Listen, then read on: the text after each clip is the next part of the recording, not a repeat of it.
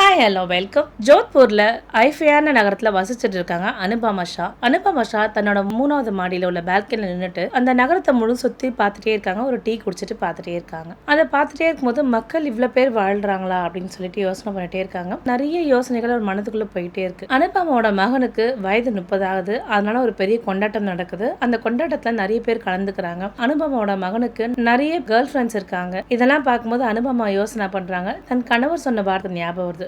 தன் கணவர் மிகவும் கடின உழைப்பால சின்ன கடையை ஆரம்பிச்சாரு. இன்னைக்கு அந்த நகரத்திலே நிறைய கிளைகள் இருக்கிற அளவுக்கு பெரும் கடைகள் வச்சிருக்காரு. தன் கணவர் ஒரு வார்த்தை சொன்னாரு, எந்த ஒரு பெண் நகை அணிய விரும்ப மாட்டாங்களோ அந்த பெண்ணை தன்னோட மகனுக்கு திருமணம் பண்ணி வை, நம்மளோட குடும்பம் ரொம்ப செழிப்பா இருக்கும். அவனுடைய சொத்துக்காக வர பெண்கள் எப்பொழுதுமே அவங்க கூட வாழ மாட்டாங்க. அவன் சொத்து தீர்ந்து போச்சுன்னா விட்டுட்டு போயிடுவாங்க. அந்த மாதிரி ஒரு பெண்ணை தேர்ந்தெடுக்காத ஒரு நல்ல பெண்ணா தேர்ந்தெடுத்து நம்மளுடைய மகனுக்கு திருமணம் பண்ணி வை அப்படின்னு சொல்றாங்க. தன் கணவர் சொன்னதை பத்தி யோசனை பண்ணிட்டே இருக்காங்க. தன் கணவர் சொன்னதையே தன் மகன்கிட்டயே சொல்றாங்க. இந்த மாதிரி உங்க அப்பா சொன்னாரு அப்படின்னு சொல்றாங்க. அதுக்கு என்னமா, நீங்க பாக்குற பெண்ணை நான் திருமணம் பண்ணிக்கிறேன், ஒன்னும் பிரச்சனை கிடையாது. என் கூட வர பெண்கள் எல்லாருமே என்னோட பணத்துக்காகவும் என்னோட அழகுக்காகவும் மட்டும்தான் வந்துட்டு இருக்காங்க. யாரும் என்னோட எளிமையை யாரும் ரசிக்க மாட்டாங்க. நான் பெரும் பணக்காரா இருக்கிறத மட்டும்தான் ரசிக்கிறாங்க அப்படின்றாங்க. சரிப்பா, நான் ஒரு பெண் பாக்குறேன் அப்படின்றாங்க. கண்டிப்பாமா, நீங்க பாருங்க, நான் உங்க பேச்சை கேட்டு இந்த பெண்ணை விருப்பப்படுறீங்களோ அந்த பெண்ணை நான் திருமணம் பண்ணிக்கிறேன் அப்படின்னு சொல்லிட்டு ஆயுஷ் சொல்லிடுறான். பெண் பார்த்துட்டு இருக்கும்போது புரோக்கர் சில போட்டோஸ் எல்லாம் கொடுக்குறாரு. அதுல பிரியங்காவோட போட்டோவும் இருக்கு. அந்த போட்டோவை எடுத்து பாக்குறாரு அனுபமா. யார் இந்த பெண் அப்படின்னு கேட்கும்போது அந்த புரோக்கர் சொல்றாரு, இந்த பெண் ரொம்ப ஏழையான பெண், இந்த பெண் உங்க குடும்பத்துக்கு மருமகளாக உங்களுக்கு ஏற்ற மாதிரி இருக்க மாட்டாங்க அப்படின்றாரு.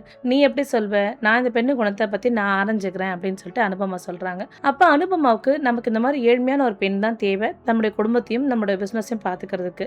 ஆயுஷ் சொன்ன வார்த்தை கேட்டோடனே அனுபமா மனசுக்குள்ள நிறைய விஷயம் ஓடிட்டே இருக்கு. நம்ம மகனுக்கு திருமணம் பண்ணணும், திருமணம் வயசா ஆயிடுச்சு, நம்ம ஒரு நல்ல மகளை தேர்ந்தெடுக்கணும். ஆனா இந்த ஆடையோட நம்ம போனோம் அப்படின்னா நிறைய பேர் நமக்கு, அதாவது நம்ம அனுபமான்ற ஒரு பேரோட போனோம் அப்படின்னா நிறைய பேருக்கு நம்மளுக்கு தெரியும், நிறைய பேர் பெண் கொடுக்க முன் வருவார்கள். ஆனா அந்த மாதிரி பெண் எனக்கு வேண்டாம், ரொம்ப எளிமையான பெண், எளிமையான தோற்றமுடைய பெண், இந்த சொத்துக்கு ஆசைப்படாத ஒரு பெண் தான் நம்ம கணவர் சொல்லியிருக்காருன்னு தன் மனசுல ஓடிட்டே இருக்கு. அப்ப அவங்க ஒரு திட்டம் தீட்டுறாங்க. அவங்க என்ன நினைக்கிறாங்க அப்படின்னா, நம்ம ஒரு மார்வேடம் போட்டு நம்ம ஏன் பெண் தேடக்கூடாதுன்னு ஒரு யோசனை போயிட்டே இருக்கு அனுபமாவுக்கு. அனுபமா விலை உயர்ந்த புடவை கட்டியிருக்காங்க, விலை உயர்ந்த நகைகள் எல்லாமே போட்டிருக்காங்க. அனுபமா என்ன யோசனை பண்றா, மார்வேடத்துல போகணும்னு முடிவு ஆயிடுச்சு. விலை உயர்ந்த புடவை, ஆடை, ஆபரணம், தன்னோட கையில கட்டியிருக்க ரொம்ப காஸ்ட்லியான ரோலெக்ஸ் வாட்ச் எல்லாமே என்ன பண்றாங்க, தன்னோட லாக்கர்ல வச்சுட்டு போட்டுட்டு போயிடுறாங்க. ஒரு எளிமையான ஒரு அந்த சேலை கட்டிக்கிறாங்க.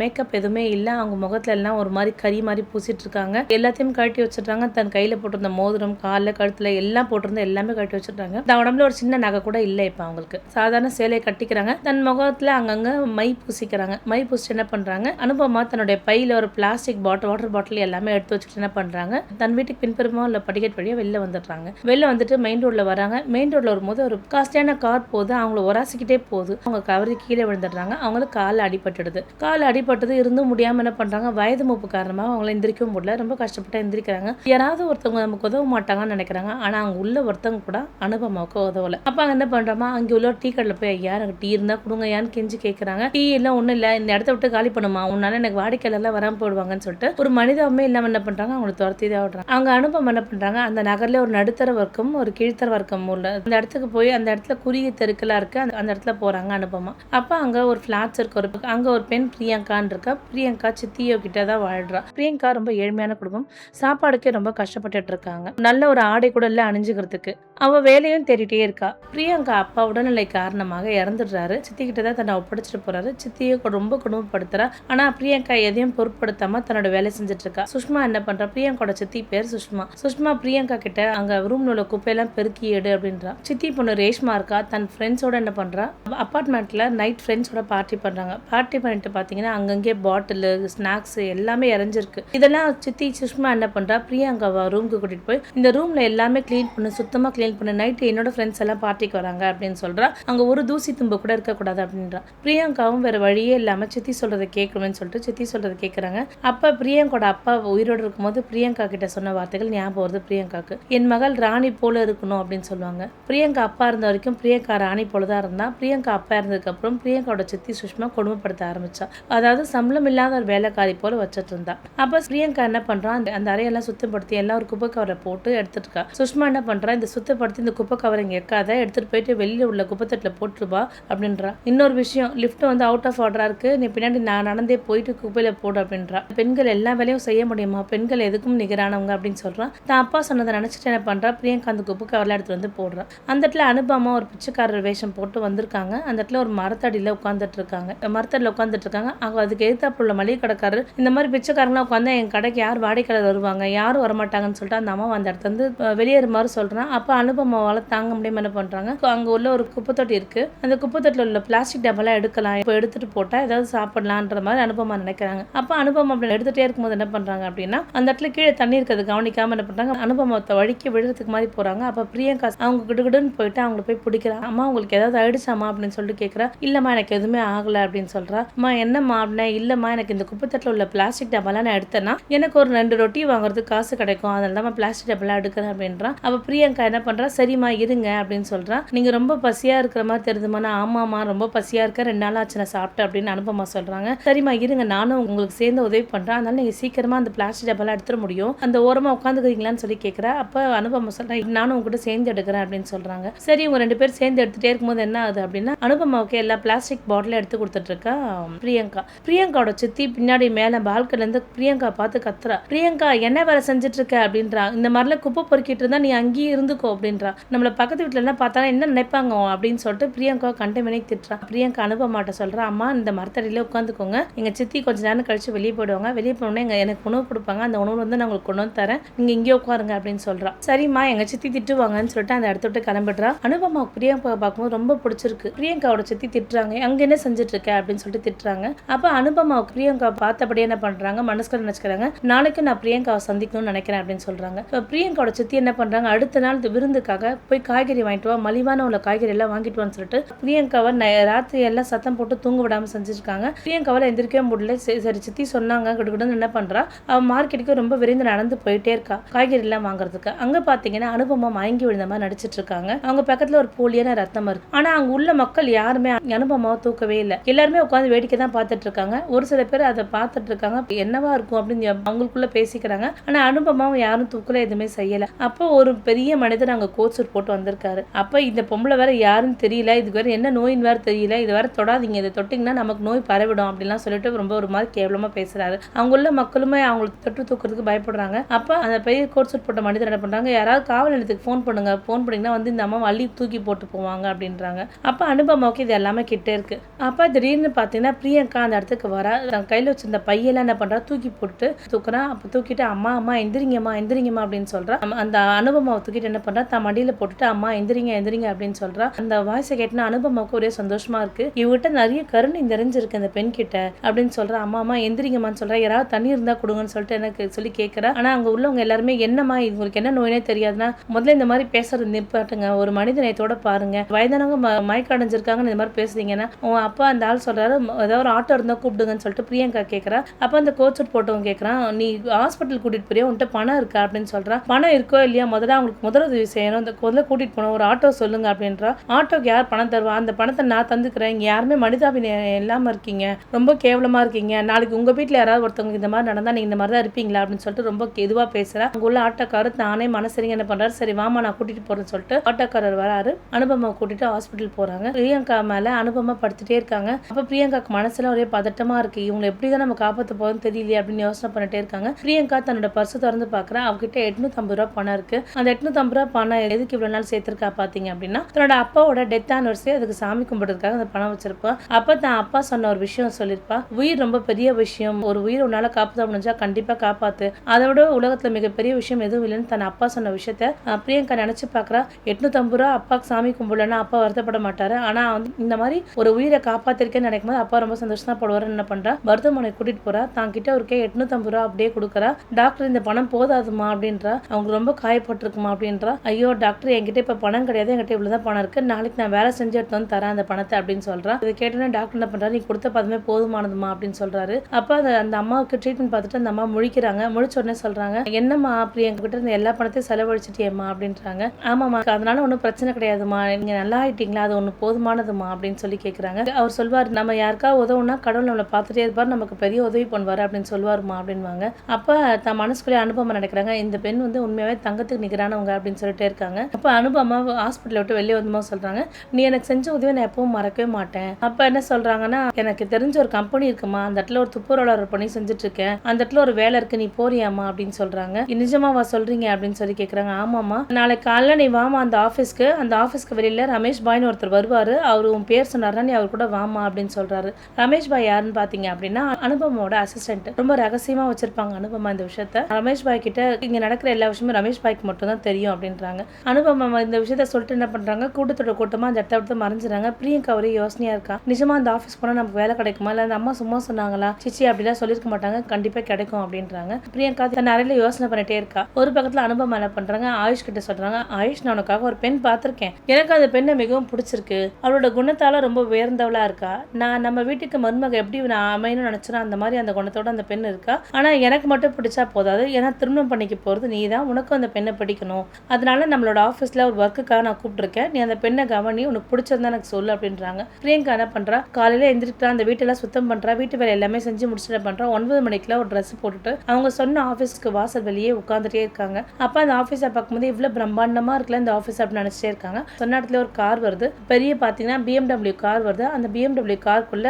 பிரியங்கா உட்காந்துட்டு இருக்காங்க. பிரியங்காவுக்கு அந்த காரோட லெதர் ஸ்மெல் அவ்வளவு சூப்பரா இருக்கு. பிரியங்கா இந்த மாதிரி கார்ல போனதே கிடையாது. இருந்தும் பிரியங்காக்கு ஒரு பதட்டம் இருந்துட்டே இருக்கு. உண்மையா அவங்க சொன்னது நடக்குமா, நிஜமாவே அவங்க இவ்வளவு பெரிய வேலைக்கு ஆட்கள் தெரிஞ்சவங்களா அப்படின்னு தான் மனசுக்கு நினைச்சிட்டே போறா. பிரியங்கா வந்து நீங்க யார் அப்படின்னு சொல்லி கேட்கறா. நான் ரமேஷ் பாய் அம்மா அப்படின்றா. சரி நான் அப்பா அந்த அம்மா சொன்னவங்க தான் அப்படின்னு அவங்களுக்கு ஞாபகம் இருக்கு. அந்த என்ன பண்றா, அவங்க சொன்ன நம்பிக்கையில அந்த கார்ல போயிட்டே இருக்கா. கார்ல பொண்ணே பாத்தீங்கன்னா நல்ல ஒரு ஆஃபீஸ் முழுதும் பெரிய கண்ணாடியால ஆன ஆஃபீஸ் மாதிரி இருக்கு. அப்ப ரமேஷ் பாய் இன்ஸ்ட்ரக்ஷன் கொடுக்குறாரு, நீங்க ஆஃபீஸ்க்கு மேல ஏறி போங்க அப்படின்னு சொல்றாரு. அப்ப லிஃப்ட் மூலமா என்ன பண்றா, பிரியங்கா அந்த ஆஃபீஸ்க்கு மேல போறா. கிட்டத்தட்ட ஒரு 30வது கட்டிடம் இருக்கு. அந்த கட்டிடம் பாத்தீங்கன்னா வானத்தை தொடுற அளவுக்கு இருக்கு. அந்த கட்டிடம் பார்த்து ரொம்ப வியந்து பாக்குறா. ஏன்னா பிரியங்கா தன்னோட வாழ்நாள இந்த மாதிரி கட்டிடத்தை அவர் பார்த்ததே கிடையாது. கட்டிடம் அழகா இருக்குன்னு தான் ரொம்ப வியந்து பார்த்துட்டே இருக்கா. அதுக்கப்புறம் அவங்க ஒரு ரிசப்ஷனிஸ்ட் உட்கார்ந்து இருக்காங்க. அவங்கள வரவேற்பதற்காக அந்த லிஃப்ட் ஓபன் ஆகுது.